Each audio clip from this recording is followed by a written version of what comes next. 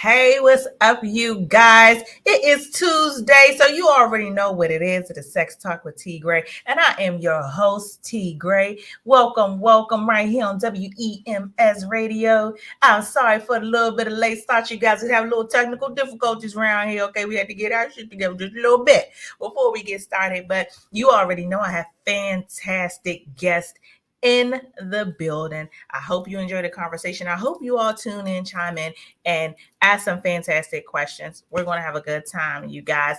I have from the new reality series, Wifed Up, I have the Coles. Come on in.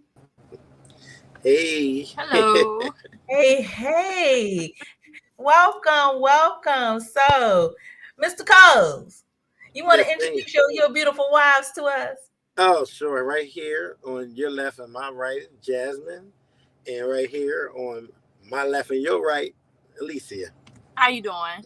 I'm good. Thank you all for joining me. You guys, tonight we're diving into polygamy. And we're diving into it not only from the aspect of the dynamic of the relationship, but it being a part of Black culture. Because I feel like this is not something that we see as much as it really is as it really is, or as it really exists, or really having the conversation. So let's go ahead and just jump right in, because so do we flip coins on who gets the most dick in this dynamic? Is there a coin toss going But on? first, let me explain with polygamy. There's different Yeah. styles of polygamy. Mhm.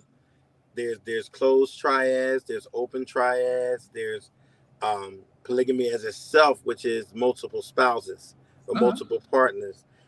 There's polygyny, which we represent. Polygyny is a man with multiple wives. Mhm. And there's polyandry, a woman with multiple husbands. Mhm. All right. Mhm. So, and our dynamic is a closed triad. Um, What does that mean? That means that it's just the three of you and you won't accept any other wives? right. Okay. Not that that can't be an option if another wife was to come into the picture, but for right now it's just the three Migos. So, take us through, I guess, just a little bit. I'm trying to think of the best way to frame this, because you had one wife and then you got divorced. And then who was the next wife? Alicia. Yep. So, Me. what was that discussion when he says, "Hey, this is the lifestyle that I would like for us to live"? Is this something that you come into the door like, okay, I'm with it? Or was this like a gradual something that you had to get used to? Let me let you in on a little secret. Mm-hmm. She introduced me to the lifestyle. Okay. Ain't nothing wrong with that. So what was it about this that appealed to you, especially as it refers to your sexual lifestyle? Was there a change? Is this now a bonus? Is this now like how does it as a woman, and as I guess being the first wife now in this dynamic, how does it work for you, or what was it that were the pros and cons going into this dynamic? Well, first of all, I wanted somebody I can relate to as far as being a woman was concerned with children. And I got that from Jasmine. I love that about her. When I first met her, I saw that she was an excellent mother to her children. That was a plus for me. Mm-hmm. And her friendship. She was an excellent friend. It was easy to talk to her. And what about you, Jasmine? When you came into the dynamic, how did you think everything was going to flow? And has it turned out whatever your expectation was? Ooh, where do I start? Well, let's just start with the fact that I did not like him when I first met him. I was like, oh, he's a player. I ain't got time for this. Been there, done that, you know. And I know a lot of people would say that was kind of funny coming from somebody like me. At the time when I met him, I was just becoming into the adulthood, meaning I was just reaching the drinking age. So, you know, you be out living your life, partying. Why you know get caught up in itself? And I'm like, I mean, I was very mature for my age, being that I was a mother of two at the time, so I had no choice but to grow and mature. So when I met Alicia, it was like an instant connection, you know, and you don't run into a lot of people where you're like, oh, I can vibe with this person, like, okay. And yeah, we had a lot of differences, but again, what is so grounded and as you say, opposites attract. But liked her different. She lied. And then him, when it came to him, it was just like, boy, bye. Like, you know, I wouldn't give him the time of the day at all. Like, you know, he'll try to, you know, flirt and say nice things. And I'm like, yeah, okay, keep moving. Like, you're married. I don't do that. But then, you know, as time went on, the relationship grew stronger. Okay, maybe I get this a try. And as you can see, here we are 12 years later. So. Oh, wow. It's been 12 years. Uh-huh. Wow. Yep. Yeah, it's 12 years. Yep, it's going on 12 years this September. Right. We'll make 12 years. August for Alicia and I. Yes. Oh, wow. That's So amazing. this is grounded. This is grounded. It ain't just sex. Sex is a perk, but it ain't just sex. Listen, but and so I think that's kind of also what I wanted to get into because people, society, whatever, we have all these notions, we have all these assumptions of what it really is when you're in this dynamic. And I'm sure you've come across people who say, oh, he's just selfish. Oh, it's all about him. Oh, you know, I'm sure you've had that experience where people meet you with that type of But it's just the negativity. opposite. It's just the opposite. Right. These are my wives, the mother of my children, my queens. I cater to them. You know what I mean? My first and foremost is my family, period. You know what I mean? So I take the self out of it. Although I wrote a book on self-love called I Matter. I Matter is just basically living your truth, the truth who you are unapologetically. So this is what we do. We live our truth and what makes us happy because we matter first. They matter. She matters to her first. She matters to her first. Each individual child matters to them first and their own individual happiness. And if this makes you happy, so be it. Let's do it. If it no longer serves you, you know, you're free to move on. And I will not treat you any different because there was a time period where she had enough in the very beginning. And she was like, no, you know what? I'm leaving. I can't do this. But I didn't change a beat. I still treated her like she was my wife, even though she had moved on for a minute. I still took care of my children. I didn't get animosity in my heart and treat her a different kind of way because she wasn't in the picture, so to speak. You know what I mean? And after a while, she's like, you know what? There was more love here than it was anywhere else. So she came back, you know, and we went through counseling and everything. It wasn't just a, you know, easy fix all, you know what I mean? We went through counseling and stuff like that. And that's the part that people don't see. You know what I mean? The part people don't see is some of the trials that we went through to get to where we are today. A lot of people, you know, talk negative, but just as many talk positive. There's people in her inboxes. How do you do it? I want to learn. I'm in this situation, or my man has another woman, or my man wants another woman. There's people that come to me and say, hey, how do you do this? You know, I want to do it right when I do it. You know what I mean? I don't want to be a player. So a lot of people look up to us in this dynamic, wanting the same thing because they see how happy we are. But they see the happy times. That's all we really show. Until you see the TV show, you see some drama. Because it ain't always peaches and cream. Of course. But as any relationship go, you're going to have ups and downs. But how we handle it, because there's love first and foremost, you know, we handle it in love. So we have our moments, we go through it, and then we come back and we talk about it. Communication. But not just communication is the key, also comprehension, understanding each other. Amen. Ain't nothing wrong with that. So when it does come to the bedroom, do you all operate on a certain set of rules? How do you function having two wives? Like, Me for real, if I had two husbands, I'd be tired.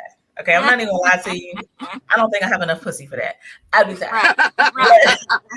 Oh, this is the show we on. Okay, I'm ready. I really don't. I really don't. But how does that work for you? Clearly, is a benefit as a man, but is there a schedule? Is there a process? Is there ever I guess a pull and or tug where one person needs or wants you more or vice versa? Like, how do you operate that dynamic as a man? I think we just go with the flow. Yeah, we go with the flow. But for the men looking, it's not. It's not. It could be overrated. From men looking at this situation, thinking, "Oh, you got it." It could be overrated. Mm-hmm. You know what I mean? Sometimes it could be a bit much. I get tired. You know what I mean? Sometimes, because it could be a lot. I can get worn out sometimes, and sometimes I'm just tired, and I may not perform well. You know what I mean? Mm-hmm. So they got to deal with that part sometimes. You know what I mean? Sometimes I do perform well. I'm like on point, but it's like I said, it's overrated. Somebody looking in from the window, from the outside window looking in, they think it's just the best life ever. But remember, I'm dealing with two women, so I'm dealing with two separate different attitudes at times. You know what I'm saying? I'm dealing with two different sex driving times. You know what I mean? It's sometimes, like I might want Jazz, but I gotta get Alicia because Jazz is unable to perform. You know what I mean? Because it could be that time of the month. And vice versa. Sometimes I could want both, but one can't function. You know what I mean? It all depends. We have no method to our madness. Schedule or nothing. Yeah, no set schedule. Like, if we express, hey, I want something tonight or something, then it's like, okay, well, I'm the one that always asks, hey, are you already have something planned? Because so I don't want to half-ass shit. Like, I need the whole package. So if you're gonna be busy, I'll wait till tomorrow or something. That way, I know I'm not getting half. I can't do that. That's half true. Because sometimes she ripped my clothes off. No. I'm talking about if you're already doing something with her. Like, pay attention. Keep up. Keep up, sir. See, that's the problem. He won't keep up. She stands for making no. But Jack Rabbit, he won't keep up. I see. So, Alicia, let me ask you this. Listen, so sometimes I am the one. I have to come multiple times, okay? And if I don't, I'm pissed. We could finish, and she just had the best. Listen, I'm right here. I'm right here with you. Okay. So after I think I'm done, she like, can you do it again? One more time. Let's go. I'm like, damn, we just did it 3 times. You just came like 7 times. I'm not done. 7 is really not a high number. If I ain't done, you ain't done. Well, you know what they say. I'm the one and done. And you know what they say. Sometimes it happens twice. If she's still up after you're done fucking, that means you got more fucking to do. Yeah, there it is. So, Alicia, let me ask you, because this has been 12 years strong. I'm sure you had a healthy sex life prior to this. What have you learned about yourself sexually in the past 12 years being in this dynamic? What's the biggest lesson you've learned about yourself? She a freak. Yes, I'm a super freak. Yes.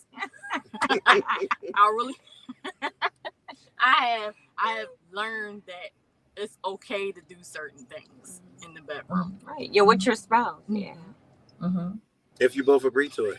Yeah, I was just about to say that they say something like that in the Bible, you guys, as long as you and your spouse agree. Right. It's free reign. The bedroom is undefiled. With you being uninhibited now, did your inhibitions come from something like religion or upbringing, or was it just your own way of thinking? It was my own way of thinking. I didn't think it was okay to do certain things. And a lot of things she was shy on, she wouldn't say, but I kept talking to her and communicating, saying, hey, communicate with me. If I'm not doing something right, tell me, because everybody's body is different. What she likes, she may not like. Right. Right. So if I'm doing something or what I think you might like, you may not like. You know what I mean? So if I'm in the wrong spot, put me in the right spot. Tell me where the right spot is. You know what I mean? Or I'll go searching and investigate, but you let me know when I hit it. So what about you, Jazz? In the past 12 years, what have you learned about yourself sexually within this dynamic? I don't think. I think what I learned was he's nasty. I learned that, he got 27 kids, so he's just nasty all the way That around. don't necessarily mean nasty. That just means that pull-out game is some trash. Yeah, I mean, it's that. Wait a minute. Here's the crazy part. Wait, she said my pull-out game was trash. Wait. I'm just joking. I got a good driveway though, so I'm just joking. Don't have me as a getaway driver, okay? Listen. And a lot of them was planned though. A lot of people don't know that. Yeah, a lot of them was planned. No, I get it. You know what I mean? Because like right now, she wants twins. I do. Yeah, I saw that. I saw that. Yeah, that's why I learned he's nasty. I told you, he's nice. But for me personally, I was, when I first got with him, I was like, I don't do that. Like, who, only whores or something do that. Like, in my mind, because I was young and I'm thinking, oh, that's nasty, because I was raised by my father and he was like, girls don't, real women don't do this or do that, unless you're with, your husband or something. Like, don't give it up to everybody, that type of thing. So when I met him, I was like, I'm not doing this. I don't know who you think I am, but wrong one. But me being an Aquarius and then he's an Aquarius, it just, there you go. Like, it's instant. Like, I don't really have to say much. He kind of knows what to do now. There'll be times he's surprised. Yeah, I say now. I knew what to do in the beginning. Listen, no. So wait a minute. Let's be real. Like, there'll be times like I'm like, okay, like I'm waiting for him to make a move on certain things. So I'm thinking he's capturing by the eyes. Like, I'm giving him the look. And he's just like not picking up, and it's like I gotta stand there with the 2-6. The people that be at the airports waving a stick. Yes. I gotta be like, "Hello, this way, sir, this way." Yeah. But I get it, and I gotta understand that sometimes he's catering to her wants and her needs, so he's gonna have to. Okay, I now focus on Jazz and me. So I gotta be mindful of that at times. But I'm one of those. I'm like, you better know me. Yeah. So. Yeah, most definitely. Gotta know my body inside and out. So, for your future, sir, you've had these 27 children. You've had these wives. Like, what do you see next? What would you like your next 5 years to be? You guys are working on twins and everything else. Do you want more children? Do you want another wife? Like, what do you see coming for you in the next 5 to 10 years or so? I think we're just focusing on my family and our businesses. We have multiple businesses, and one of the things that I'm trying to instill in the kids, I don't want them to become workers.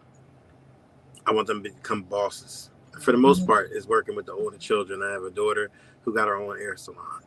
I have a daughter who got her own culinary business. I have a son who has his own transportation business. You know what I mean?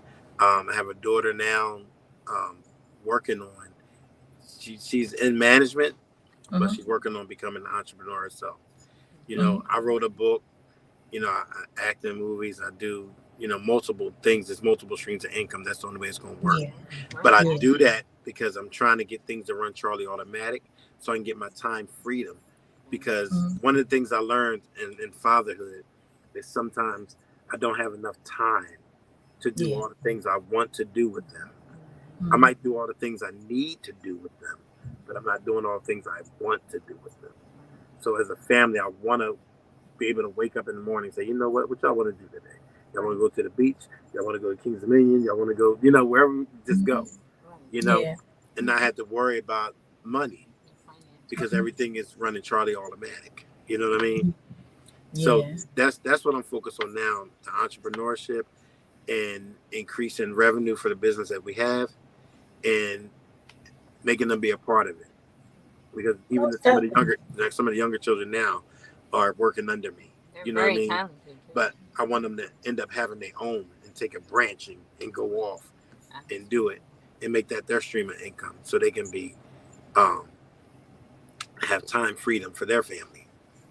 Yeah, most definitely. So we are here, you guys, on Sex Talk with T Gray. I have the Coles family on from the reality show Wiped Up.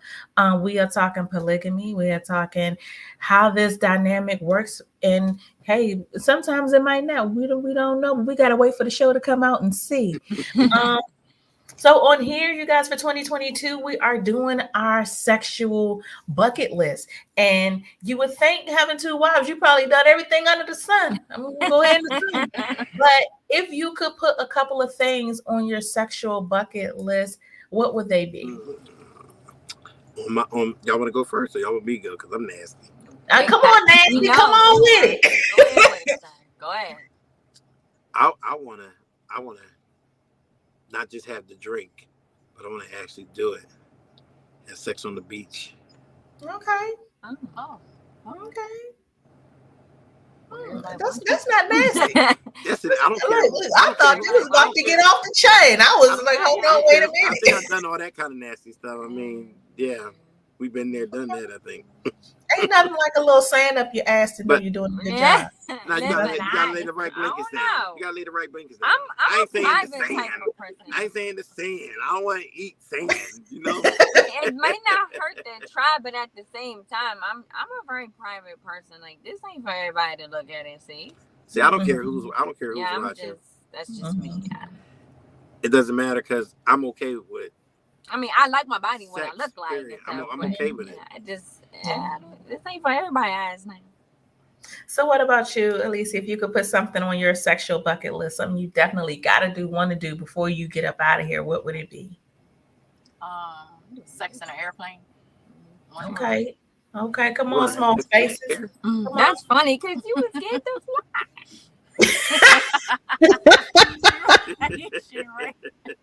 I was afraid to get on an airplane. That's funny. Listen, you can conquer those fears together. Like, let me get on this plane, but if I get on, goddamn it, I gotta get something. That has to be. Try a roller coaster, but he won't do that. Oh hell no! See, he won't try. Because how you going to do that in a roller coaster? Well, the little ones that just ride away with it.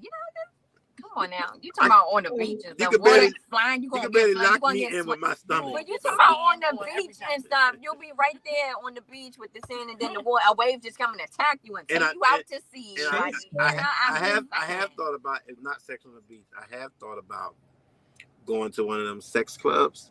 Mm-hmm. But only engaging with each other. Okay. Unless y'all decide something different while we're in there. I don't know. I mean, you know. I don't trust everybody. I don't know about that. You know about that? That's definitely different. And it's one of those things, to be honest with you guys, like I would want to go. I would just want to. I want to see what the vibe is. I want to see what's going on. The vibe and see what it's like, but and just get drunk. Other people and just get drunk and blame it on alcohol. You know what I'm saying? Mm-hmm. Mm-hmm. Most definitely. So I have the sexual bucket list, one, because we've all survived a pandemic, and if we're all still here, I feel like we should definitely be having the best sex of our lives, but then also as a tool for intimacy exercises. I know a lot of people, you guys think that intimacy is just sex, but it's not. Intimacy is so much deeper than that, so much bigger than that. But in having this bucket list and having these things that you want to check off with your partner is a great intimacy exercise. It's a great way to learn new things about yourself. It's a great way to push your limits. Even if you think that you're here, it's always a way to take it up a notch because sex evolves, it changes, it grows. There's always something new to do, to try, to see. So for 2022, that's what I'm pushing for people. I want them to start, taking accountability for their own experiences and building their intimacy with their partners. So I'm glad that you all at least have something in mind that you want to do. Make sure y'all live that shit out. If you plan it right, it can all happen in the same week. Plan it right. You know what I'm saying? Get you fly to an island. Go to the sex joint on the island and fuck on the beach. There you go. All in one. There you go. Everybody got them right there. There you go. Yeah, it can all come together. So, when it comes to being able to be satisfied. Mykal, do you ever, and because of course you're a man, you're going to have good days, bad days, like anybody else. We're all human. But do you ever say to yourself, one day I might be at an age where I can't satisfy, or do you ever think about that, or do you consider what would happen, or what would the dynamic change if you ever got to that point? I have thought about it actually. But I don't know, because a lot of men in my family are like still up in their 70s and 80s, still rocking, Okay. But if I ever got to that point, like I said, love is what this is what this is foundational, what the rock that this stand on. Love, period. And because I love them, I would still want them to be satisfied.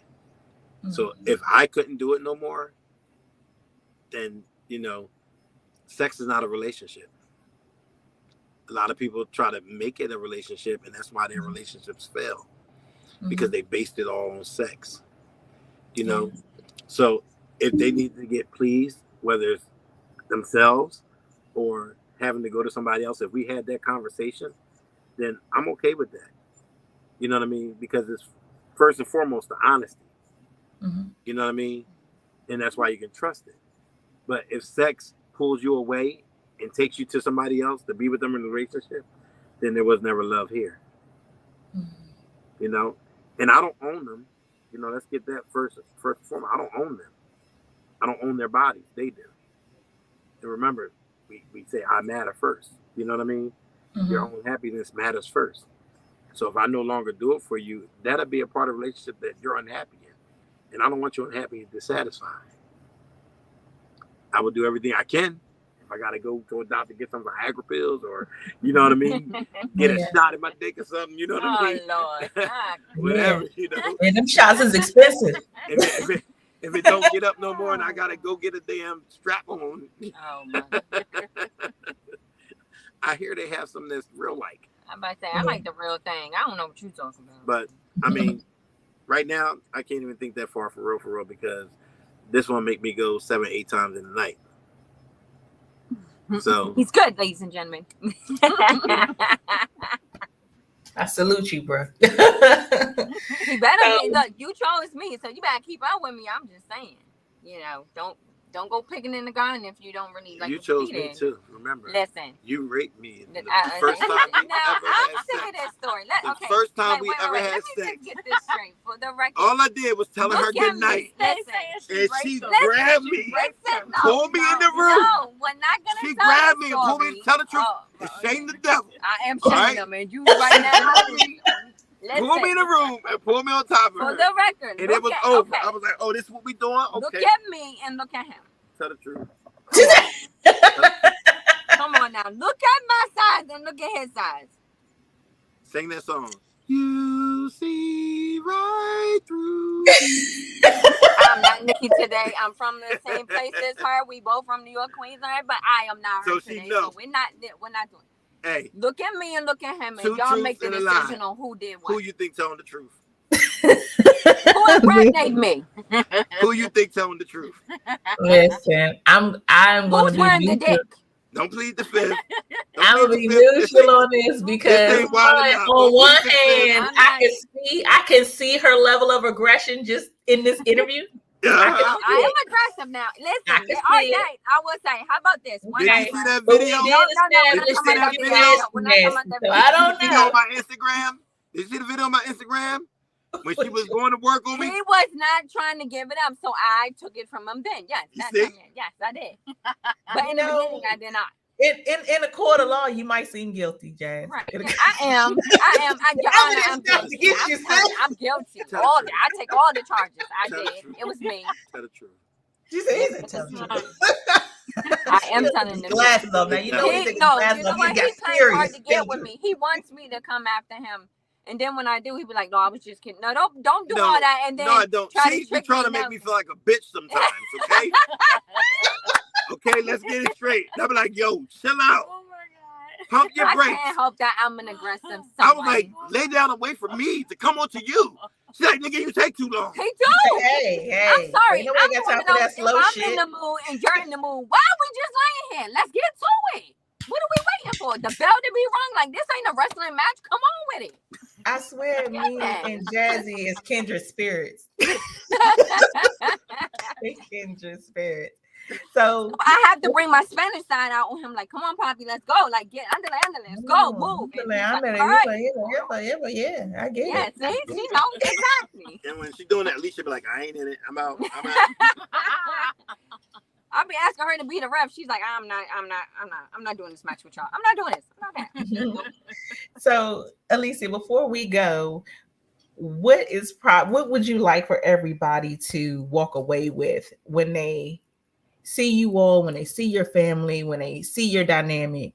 What do you think is most important for people to walk away with when they see you all? What do you want to leave with the audience? I want them to learn how to cooperate in a situation like this. You know, everybody talk to each other, learn how to relate to one another without arguing and fighting, because there are situations that aren't working out there, but this one is not one that's, you know, doing that. Yeah. Just learn how to cooperate naturally with one another. Pray that you know, you can actually get along with each other. Yeah. And learn that jealousy is an okay emotion. Yes, it is. You know what I mean? It's okay to get jealous sometimes. It's hard to get through. We've sometimes. been dealing with that for years, and we've learned to cope and deal with that. I get jealous sometimes. You know, a lot of people think that, you know, because she's the first wife, that, oh, you know, I kind of like get the back burners to a lot of stuff, or oh, you're just there when he can't do anything with her. Like, I've heard it all, you know. But that's not the case.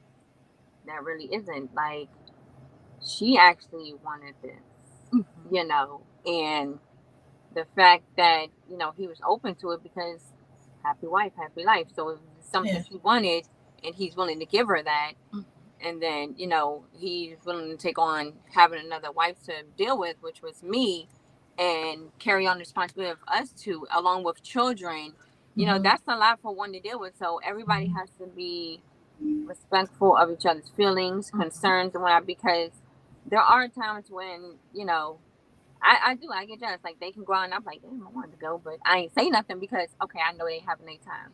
I'm gonna get my time. So, you know, you gotta flip it on the positive side. Okay, but you know what? We did just go out a couple days ago, and they, you know, she didn't get to go. So let me sit this one out, because, you know, you have to think that way. You can't be like, oh my God, he already going out with her, and I'm sitting here looking stupid. Like, no, I mean, you gotta think positive, because it's not like you don't get your time, right? You know, and he's one man. You know, if he could split himself up, I'm sure he would. But you know, you can't be in two places at one time.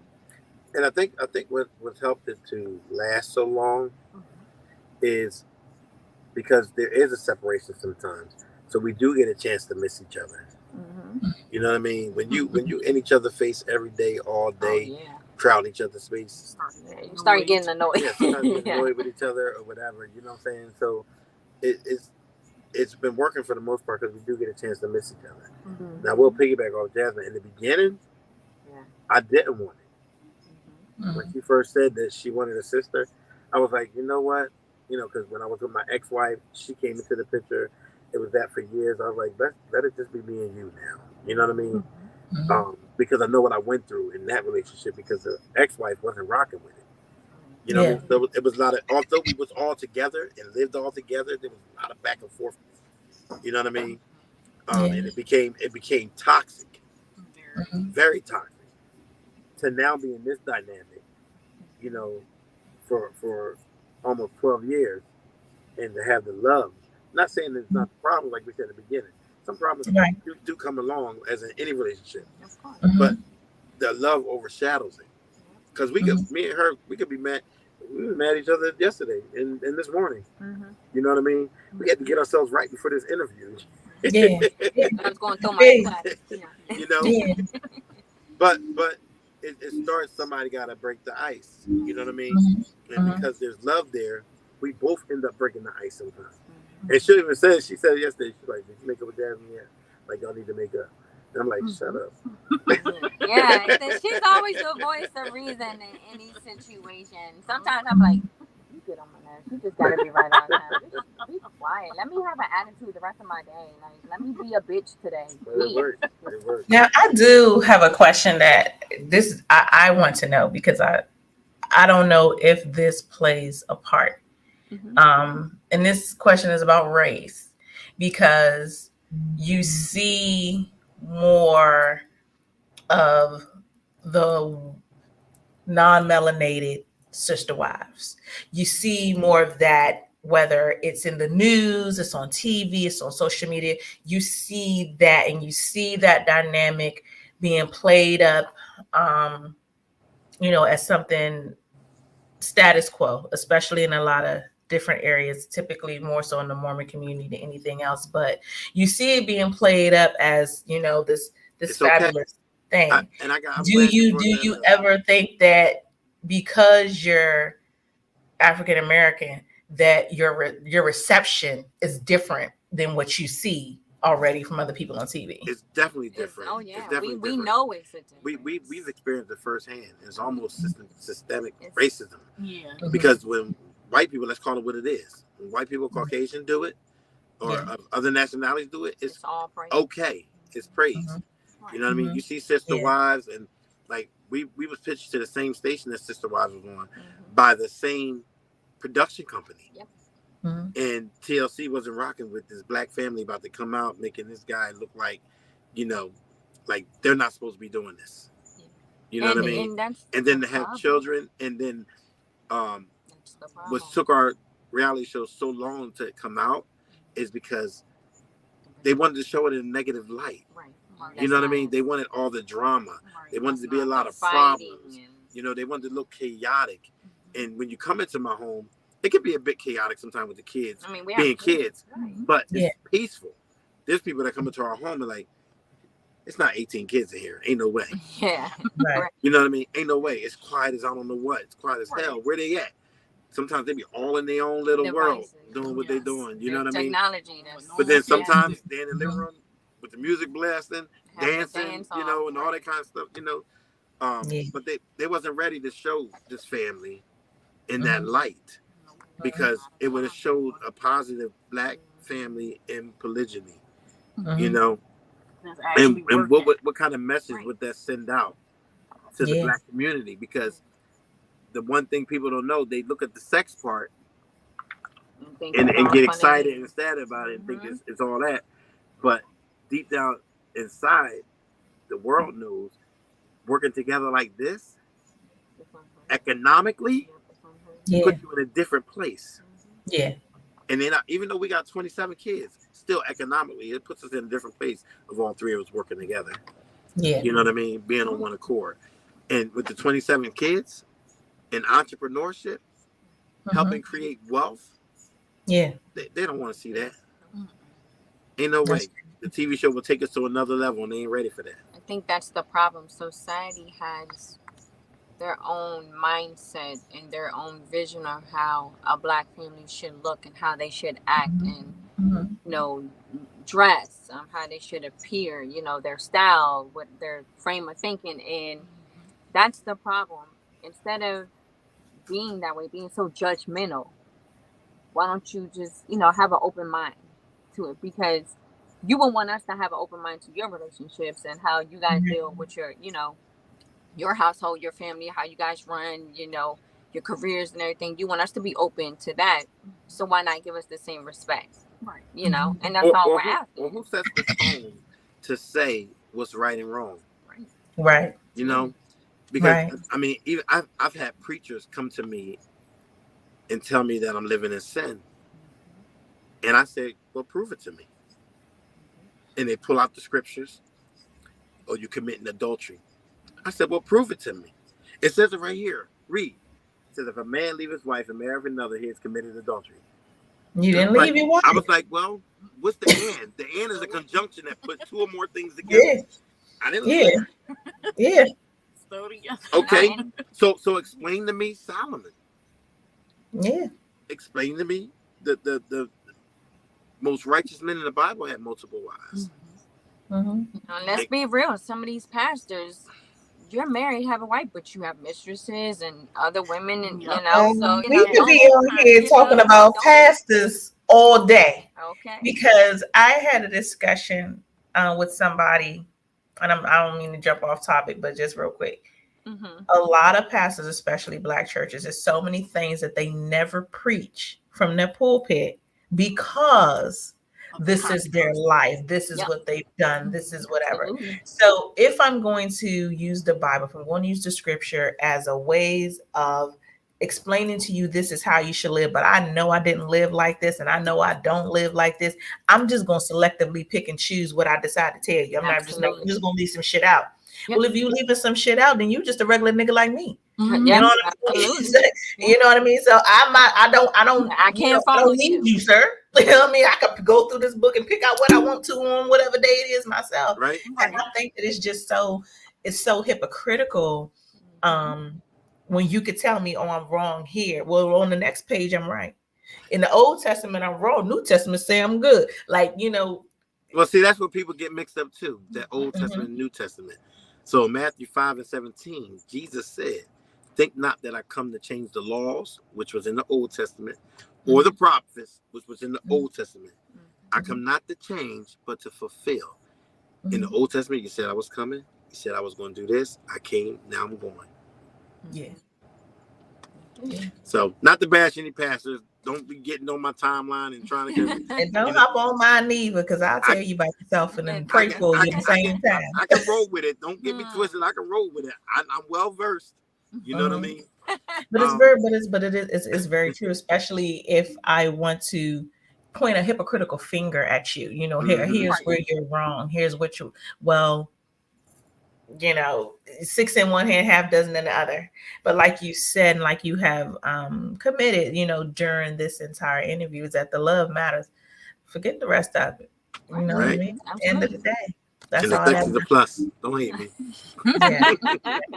So this has been fantastic. I'm absolutely honored to have had you all on. I wish I could have came and did this in person, because you all are not that far from me. And I'm like, dang, I should have worked that out. But where you at? I'm in Maryland. What? Oh, wow. We're on the way. We could have did this in person. We bring you some drinks. We on the way. We got to do another one. That's all. Yeah, and I'm not far from the line. I could have came. Yeah, my bad. We ain't gonna tell everybody our address, but we get it. You in the DMV. We all in the DMV. Yeah, in the DMV, definitely. But I'm glad I've had you all on. This has been very, very refreshing. I have a lot of people who follow me who ask me about the lifestyle. I'm like, you don't never talk about it. I said, well, I got the perfect people. Goddamn, you just wait. You know what I mean? To have had you all on. I look forward to your show. I look forward to you all growing and definitely showing the world that there's a different side to it, especially as it comes to Black people living this lifestyle, that it can be accomplished. It's not necessarily taboo. It's not something to look down upon. Right. And that you all are human. You know what I mean? You go through the same trials and tribulations. And, I appreciate you all taking the time. Thank you. And let me say this about Wifed Up. Because we just walked away from the table from a deal with a major network because they was trying to take away the producer credit. And this is some of the things that we face in this industry. And they said it's unheard of to give you a producer credit. And I took that as because I'm Black. Because you gave Kate plus 8, you gave Kate a producer credit. Yeah. You know what I'm saying? So that's what I have a problem with. I'm not giving they didn't come to us with the idea of a show. We were already shopping a show. You know? So now we're kind of doing it ourselves. We're in talks with 2 major networks again. Or one major platform. Another is a network. So we're going to see what happens. So if there's a network watching right now, inbox us if you're interested. Because it's going to sell and it's going to go because the community and the Black community is very relevant. As much as people don't know that it is, it's very relevant. More than you know. And more people are coming out. Of course. We think that we was maybe the first one of the first ones that come out publicly to talk about it because it's so shunned. You know what I mean? Especially to the males. You would think that a lot of males down for it, but there's a lot of males. I'm gonna call them haters. That's what they are. You know what I mean?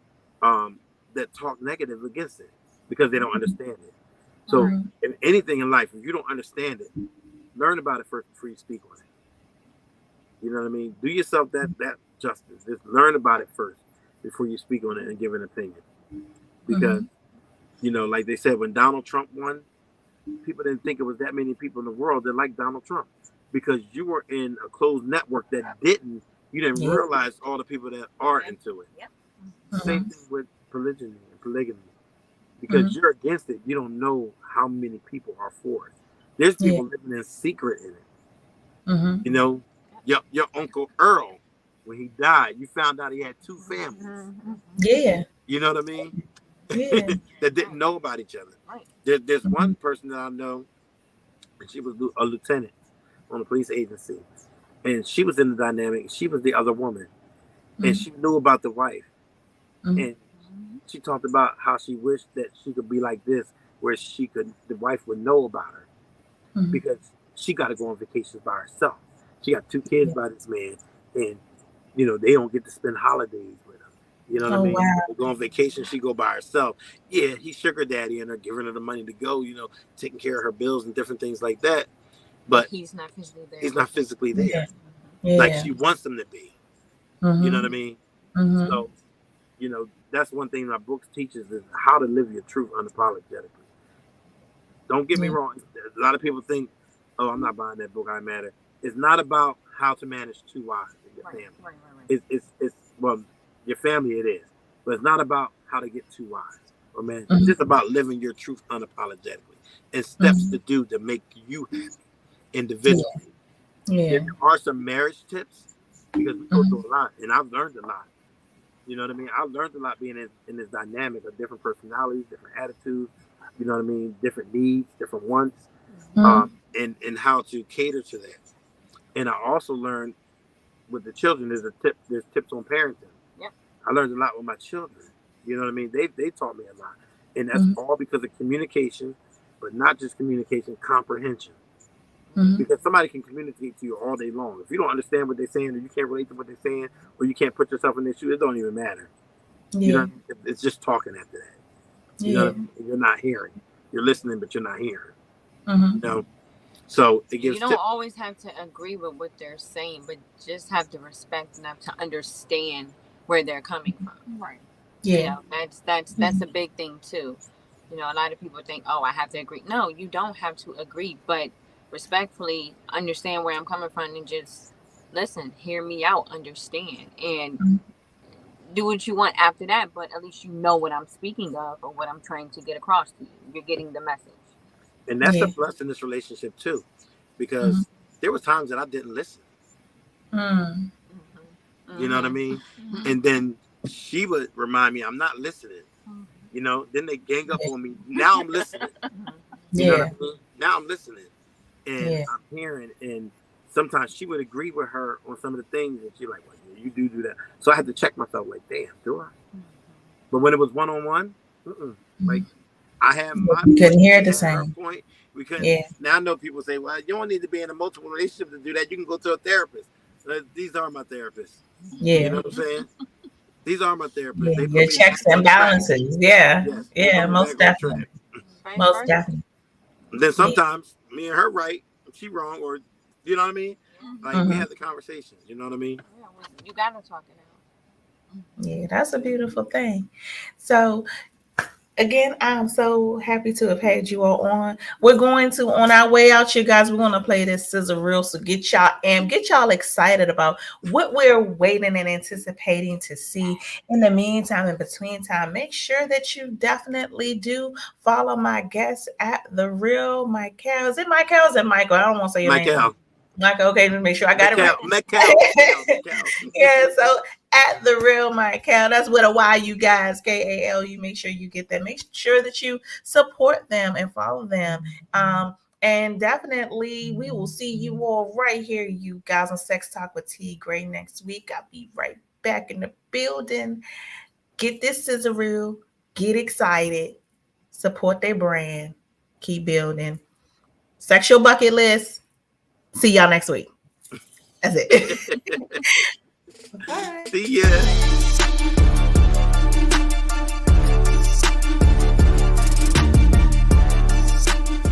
List all the kids. I'm gonna close my eyes because I gotta think.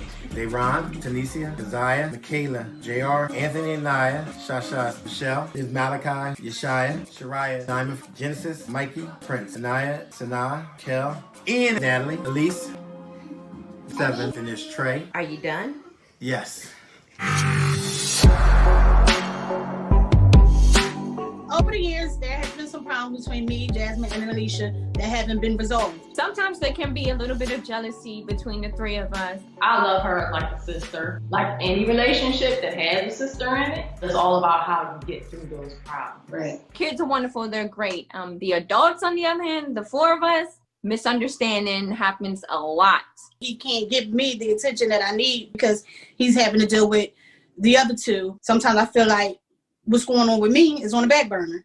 I'm always surrounded by children 24/7, and it gets, how I feel gets buried deep down inside me, and I can't hold it in anymore. I have to say something, and it just comes out of me, it explodes out of me. Everybody played their part in this. You was wrong, I was wrong, and they was wrong. Basically, because of the tension between the women, it's like it's a constant division among the families. And that's not what I want. I want one big family. I want us to all come together as one unit. There's a lot of stuff that has went on in the past that we haven't dealt with that still haven't been discussed. If she keep on putting herself in my business, I'm gonna punch her in her face. There's been a lot of hurt, anger, things have been said that, comes out like a bullet out of a gun. You can't take it back. I need to get Alicia and Jasmine in the same house, Takia next door, so that there's interaction, and they'll be forced to get it right. They'll be forced to deal with this.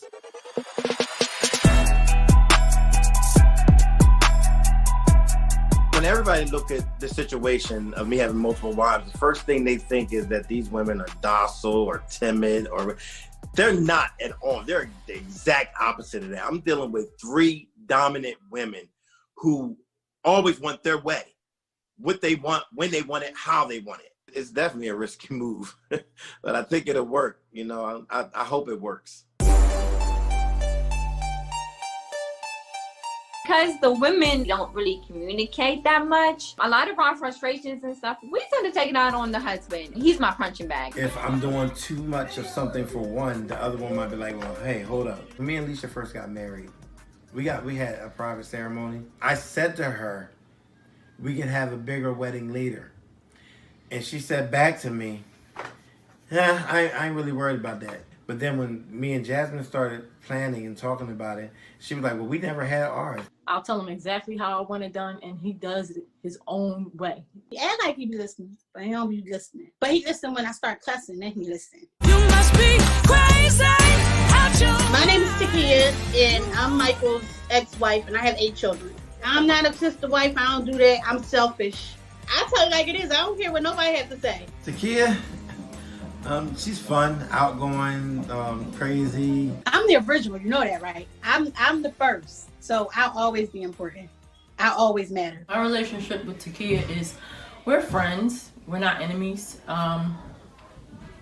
We get along for the kids. Me and Mike get along well, very well. I think that may intimidate them maybe a little bit. Yeah, I'm the third wife. I'm not the second because she's still here. Maybe they think we're a little too close for me to be his ex. Why is she calling you this late at night? What is there to talk about? When I call you at night, you're knocked out sleep or you don't hear the phone ringing, but you can answer for her. Like, you heard that phone call, Do I see me and Mykal getting back together? No. Maybe. I don't know. There's a possibility. I mean, we had some slip-ups in the past that they don't know about. Alicia, she's more reserved, more laid back. There's no arguing, no fighting. Every night that I'm home, she does my feet. Jasmine, that's a different kind of love. I ain't got that kind of love. As far as Alicia, she's just always quiet. With me most of the time. I keep a distance sometimes because, I never know what I'm about to walk myself into. And I don't like being put in those kind of situations. Between the three of us, it's supposed to be equal share. Sometimes I feel like I have to fight for my spot. Like I shouldn't have to, walk around with this big old sign that says, I am a wife, hello, pay attention to me. Being the new one, I'm just like, I guess working my way up. Jasmine is a little snappy. He like feisty. She's not a morning person. And she's not a late evening person either. You gotta catch her at the right time of the day. You won't know how I'm feeling today. Like, you don't want to spend today with me, don't come around the rest of the week. I can deal with it. So if I don't get my way, I throw a fit. My house and Alicia's house are 5 minutes apart from each other. As far as the kids coming over and everything, they will walk, skip, hop, whatever, ride the bikes, however, to get to one another. Our alone time, like say me and Naya go for a walk. Yeah. We talking trash. The whole we talking mad trash. The whole walk we talking trash about mommy, daddy, anybody under the sun. It's just like what we're venting. When I first met her, I don't remember not liking her. She was just like there. But as I grew up, I was kind of just like, I don't think I like her. I don't like. She's just there. Because she did certain things that was kind of disrespectful. Not really disrespectful. It was just like it bothered me because like everybody else did. I don't think you really have any authority over me. You're just here. Nothing lasts forever. Let's just be together. There are many people involved in my life that are against my relationship with Mykal and Alicia. Worst one that probably really hurts my mother, but she's embarrassed by it. Not so much as the women as the amount of kids I have. Well, they thought I was crazy. They thought we had mental problems or something. It's gotten to the point where I really had to like cut people off, and I never looked back. With Alicia and Jasmine living in one house and then me living next door, it's gonna be some smoke in the city. I don't know. I can't tell you how that's gonna play out, but it's gonna be some smoke in the city. I'm a boss, I'm a bitch and a boss, I'm a shine like glass.